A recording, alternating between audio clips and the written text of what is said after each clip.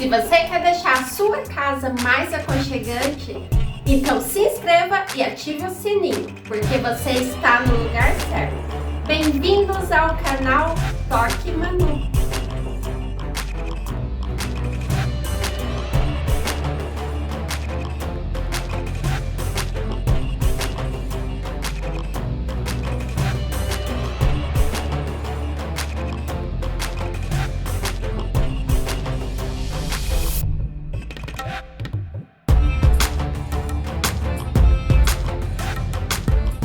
É com muita alegria que recebo todos vocês em meu canal. Para quem ainda não me conhece, eu sou a Manu e espero que todos estejam muito bem. No vídeo de hoje, queria trazer algo relacionado à cozinha. E como eu queria muito um porta-temperos, pensei em criar ele. Como eu tinha umas molduras de quadros velhos em casa, pensei em reutilizá-los para criar esse porta-tempero e espero que vocês gostem.